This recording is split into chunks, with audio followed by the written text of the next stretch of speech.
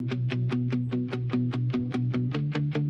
you are a B2B service-based business owner and you are looking to gain more clients, create more impact and more revenue in your business, tune in to Amplify Your Marketing Message with Campbell, Rapin. Every week, we're going to take you through how to build an audience of buyers, mastering your marketing message, and making offers that convert consistently. We'll see you all on the inside.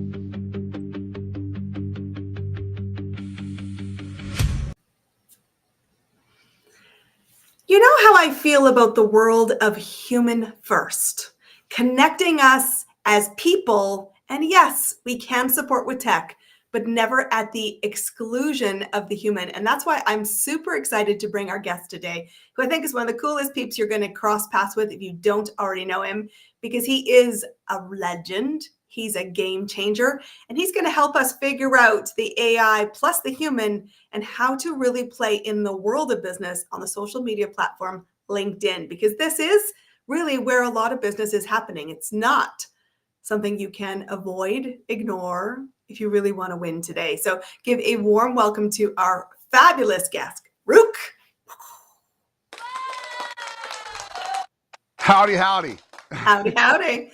It's so nice to have you here, my friend. I am super excited to have this conversation. Yeah. How do we begin? It's this can become a rabbit hole real quickly. Well, we're not going down the rabbit holes because we need to get people out of the rabbit hole. That's where they're stuck already. But you know, this world of AI, like it is not new. And this is, I think, the fascinating thing. So many people like woke up off the turnip truck and said, "Oh, AI, oh my God, AI is new." And so let's be clear. Automation, computer technology, and moving it has been around a lot of years, but it is shifting in quantum leaps, and it is making the noise that we started to create a whole lot noisier. So I think the big challenge people have is, how do I stand out in a world I feel completely invisible in? Yeah, well, I think let me a couple points on AI. First of all, you nailed it, right? First of all, it's not artificial intelligence by any means at this point. It will be at some point. It is machine learning. And we've had data sets before. We've used programs to understand data sets, and we've had to do things before. Automation is a great way to articulate that. So that's beautiful. My fundamental belief of AI is going to make the lazy people lazier. It's going to make the incompetent people more incompetent. It's going to make those who are hustling, grinding it go easier. It's going to make the smarter people smarter. So you're just going to see a gap, right? I don't like to play in, if you're not a part of AI, you're going to miss out. You know, I don't believe we buy from things, you don't know what you don't know. That's why you got to hire me, right? I don't think that's a good, I think that's really, really bad itself too. But I do, it is the great separator and the amplifier. It's talk about rabbit hole. The biggest time that I see that people spend on AI is in that rabbit hole.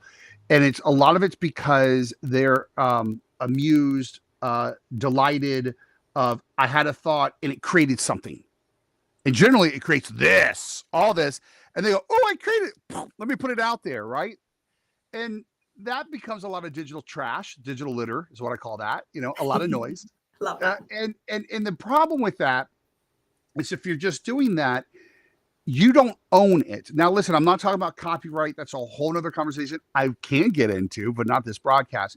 Meaning you don't own the words, the energy, the content, the conversation around it, what it's saying, why it's saying it. So meaning, if someone asks you about, "Hey, I saw your email blast or your newsletter on this, I'd like to talk to you about it," you can't. Because you don't own that conversation, because you didn't produce it. You hit a button, made it happen. So I love going into sessions with AI with a specific goal and bringing your thoughts and content and say, how can I make it better or expand upon it? So fundamentally, you own the content, the theory, and the subject matter. I think this is interesting. One of the biggest roadblocks I've had mentally in my own adoption of AI was that I never wanted to have this social awkward moment where someone comes up to me, phone call, bumps into me and says, like, "We had this whole amazing conversation." And I'm like, I didn't have that with you. Like, I mean, I'm human, so I have brain farts all the time. And I'm like, not knowing that I had the conversation and just not having it are two totally different things for me. And so it's interesting when you talk about, do you own that conversation? If you are part of the creator, I feel safer that I am in safe ground, because integrity is such a big part of me that I'm like, I never want you to feel like we've had this amazing experience that we didn't actually have. Even if I've trained in AI, even if it represents and can do some amazing things. And it's interesting you talk about a gap. Makes the smarter people smarter. Those that are struggling struggle more. You're And so kind. But the yeah, concern we have is, how can you outsource your voice and own it when you don't know what it first is? you can't. I'm just going to give you like a here. I'm going to give you this because you deserve this. Guys, if you're not watching this in video, go find us in a video platform. This is fantastic on screen. Got you on virtual fireworks. That's the whole point. You can't And do we that. slow down enough to hear that, my friends.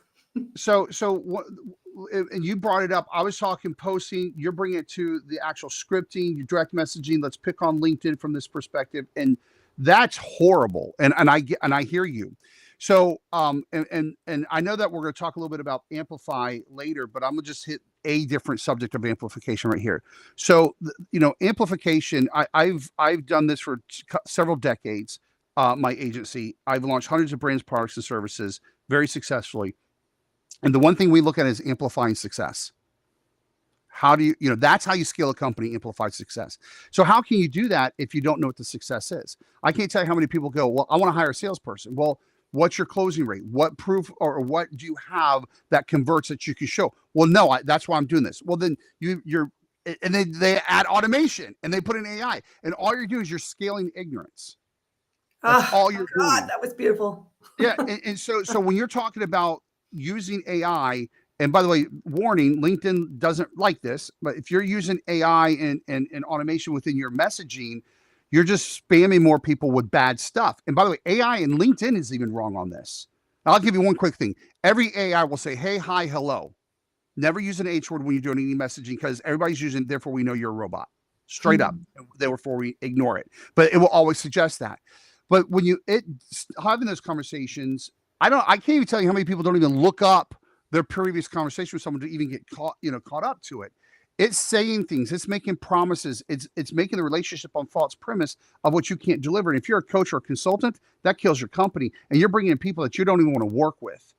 Now, when you have the answer though to this, let's go to the positive.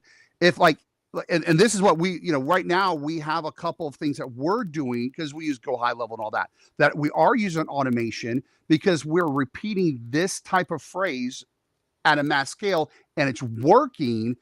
Automate it. But then the second response, humans pick it up.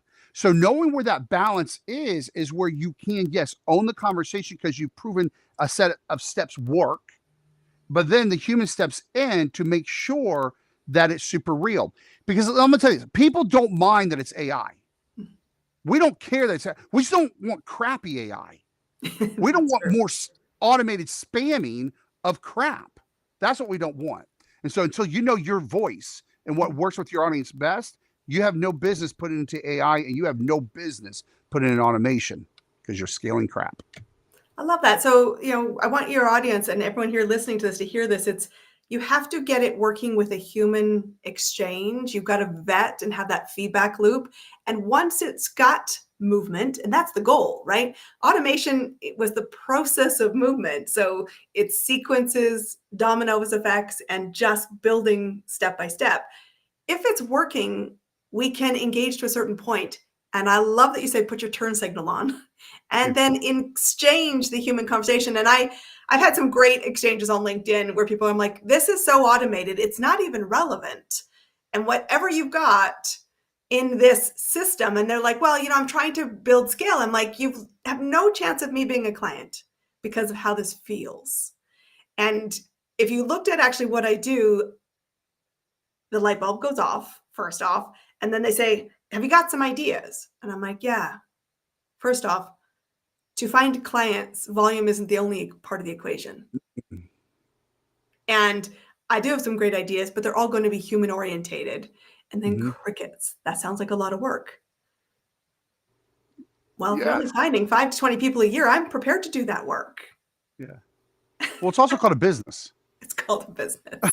You know what I mean? Yeah, it's a lot of work. We're business owners. This is not Yeah. easy. We have to juggle so many different things.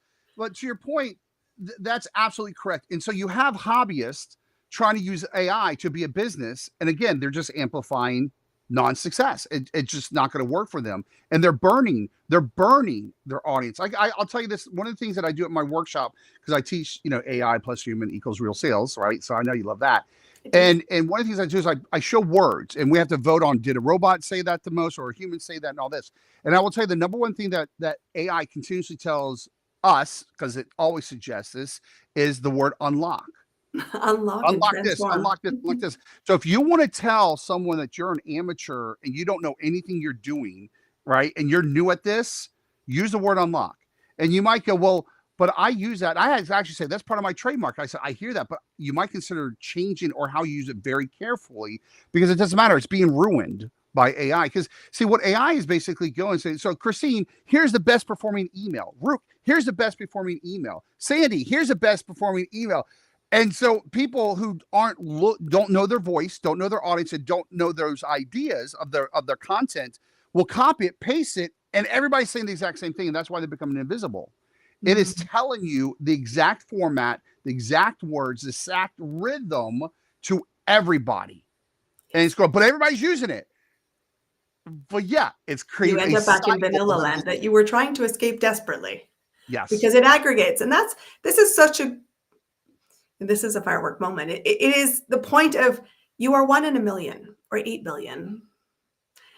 It is time to recognize AI is going to be garbage in, garbage out. Exceptional understanding in, exceptional impact coming out. And we don't mind, I love that statement you had. We don't mind that it's automated to a certain extent, but if we can't get out of the feedback loop, you will lose the business. You will lower the bar of standard. And do you want to play there? Yeah. Giant question mark universe. I'm a hell no. Yeah, I am a hell no. And that I got very good course corrected in a conversation I was in just last week, because we were talking about AI and they brought a fresh perspective to me and said this. Because I said, I am stuck with some of this in my head. Intellectually, I have a bit of a roadblock on it. And he's like, so you're not seeing the results, you're getting stuck in the process. Yeah. And I was like, oh God, that's a love tap. Getting a bit of a black eye out of it. But it was really true, because he said, you can still stay human. I can't imagine, Christine, you're going to do things that aren't human first. But so get a working concept and still play the game, but insert the human. So I love your perspective, because you said the second exchange becomes human. Is that a standard that you coach around, or is that something that you feel people should pay more attention to, and why? Well, I feel like just in general that, well, first of all, I do want to say this, that it's not the AI, it's the I behind the AI that matters. And that just, y'all, that's something I coined. There you go. You can have it.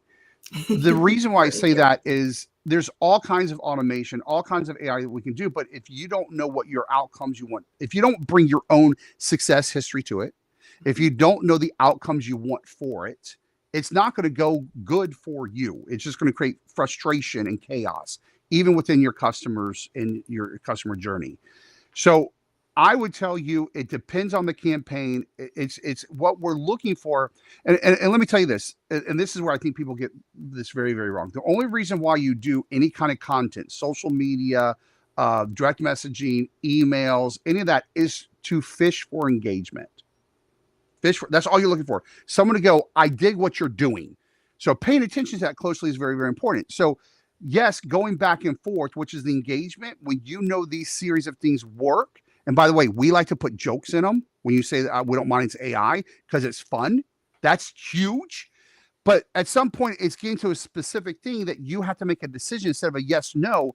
It's an organic decision. That's when the humans take over. And so that might be the first, second, maybe sometimes the third response. It depends what kind of decision tree we're taking them down. I think that's important. This concept of when it becomes an organic creation piece, humans step in. Guys, because we're always looking for the decision-making moment. Remember, you've heard it here many, many times. A buyer, by definition, is a decision maker. So we can help them move them through steps of, am I in the right room? Steps of certainty. You're looking for engagement. And when you're at that real place of big creativity, money moving hands in big dollars, humans should be always part of the conversation. Yeah. And I'm curious, because you do a lot of automations for your clients. When you say step in a human way, what does that actually mean? Casual. Okay, so there's a couple things here. So first, there's a universal truth that I teach is it's not know, like, and trust. It's like, trust, then I care to get to know you. All right. I want to mix that to my sales theory as well. There's 3 closes. People think like, hey, I got to check the contract, get closed. No, that's not the close. You have to close them that you're the one first. Then that the solution is the right solution. And then the financial conversation is the third close. That still goes back to the you. So when you talk about the human thing, it's very, very important that if you're doing, let's make sure we connect, that you come in with a conversation so they feel seen and heard. And that the AI really, I take that back. We are developing our own right now. That does a very good job of making sure people are seen and heard. But you got to make sure it's seen and heard. And generally AI cannot do that. I don't know if any, like there's like 2 platforms I know that can do that. And we're part of one of them. But that's huge. That's when they go, because this is also another universal truth. Everybody wants to buy. You said buyers are decision makers, and I get that. And that's true. They're just trying to decide who they want to buy from. Mm-hmm. Right. So that means, again, it's you. It's you. So it's cool to have a little opening to make sure someone's there, that they're engaging, but then you have to come in with the conversation so they know, oh, you're real and you care. And that's kind of what you said from the beginning. Sales is a numbers game. You and I know that. But I also say it's a quality game, especially right now. It's a quality game. And that's what wins. We want to work with people can really accelerate speed. Because there is, if you don't make an offer, you're at 0. And we know zeros don't win in the math game. You got to get at 1 at least. You got to get off 0. That's why we talk about that concept a lot, getting off 0. But let's be clear, if you've got great quality, the speed at which you can get to the yes is hugely influenced. And it's influenced by your opinion, your expertise. And I think it's so important to hear again, you get hired for the lens in which you have. You said people are buyers. They're looking for who to buy from. And there are lots of choices. That means you're in a market that's spending. That's good. But what makes you the must hire? And I'm curious if you have preferred tools that you think we should start with to really get our head out of the sand. Yeah. I did want to touch on one point because you talked about the human part. I only meet with people that I find interesting. So I think it's very, very important before you actually meet with someone or you reach out to them or put them on your list, find something interesting about them that you find interesting. Therefore, you can hold that conversation. That's when the human takes over, by the way. They talk about things that they go, I see this. Because we want to deal with business with those who champion us. And AI and most business people have conversations of practical business facts and products and services, but they're not championing the other person. They don't see the other person. That's huge. So how we do that first is there's really 3 things we use. One, I have so my company, I have 100 formulas on everything and before AI, and it's all AI compatible at this point, clearly. So I use our conversational campaigns formulas. If you want some, hit me up. We can talk about that. I like using Claude. I love using Claude.ai because Claude retains tone and humanality better than ChatGPT and anything else out there. And it also does more different things and deeper. That's my favorite thing for not doing research, but actually writing scripts with our formulas. But then, we do use research. I do like NowSite. NowSite has a feature social under their social to lead, where you can screen grab someone's social, put it in there, and it'll give you all, because it cross-references all the database. If you're not into Zoom Info or Apollo, which is another database stuff that we use and subscribe to, but it will tell you all about that, their personality, how to approach them. You can take our scripts, your script, whatever that is, put it in, and it'll customize it for you. And I will tell you the funnest thing to do to have conversations with people is Evy AI, EVYAI.com. Joe's program is fantastic. Yeah. Joe's amazing. So Evy's great. And what I love about Evy, and I want you to hear how I use this because we're talking humans again, okay? Evy knows my company. It knows what I sell, knows my goals. It knows my scripts. It knows my formulas. And it also knows my personality. So when I look at someone's post, I use the Evy widget and it reads it. And it says, I go, I want my everyday RUKE. And then it tells me what I should say. Now, I don't hit enter. What I do is, my whole computer is voice activated. I use speak to text. But what I use the AI for is to scan, so I don't have to read it, and suggest RUKE based on what you're doing, what this post is saying. Here's what I suggest you say. Cool. And then I'll say it with my real words. That is huge because all I'm doing is speaking, hit, enter, speaking, hit, enter, speaking, hit, enter. And so I do that. And I don't use it for chat because I think chat's more personal. It's not professional. That's where a lot of people get wrong with LinkedIn. They treat it like it's a professional resume thing. It's not. But that's been a huge time saver for me. I love that. I love it. And it's great. I mean, Joe's a great friend. We both know him as person, not just the business that he creates. And I think it's important that we look at this because I said, I got hard check last week. So, we're all going to adopt at different spaces, but think about the outcome. And if you choose AI and human, there's a real way that you can win when you know who you are, what you stand for, and the result that you want to create with cool, interesting people and build a business that feels like oxygen. I absolutely love that. So I want to ask you, because I think I said you're one of the cool people I know in my inner circle. Thank you. What's working for you right now to amplify your message, to find clients in the current economy and to find success that gets you excited every day? Yeah.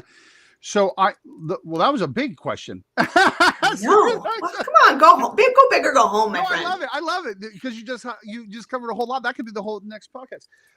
So I'm going to say this again, and this is, we're doing right now.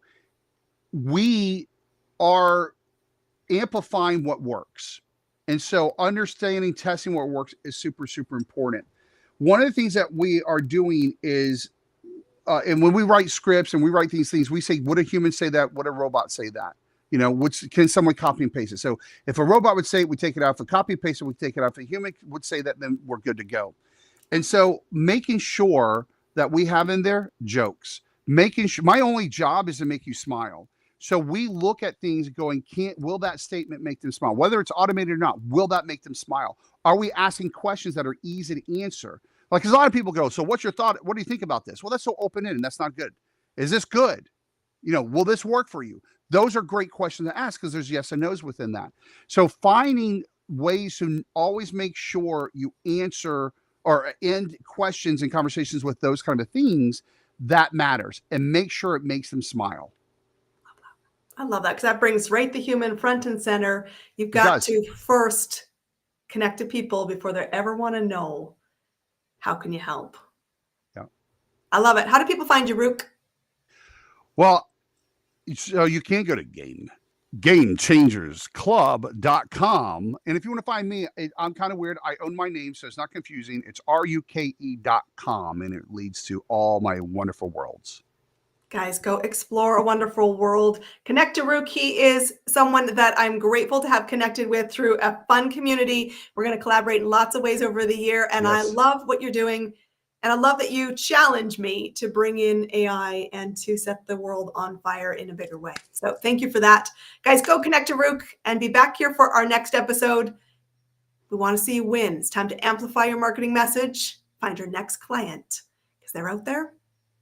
Go find them. We'll see you soon.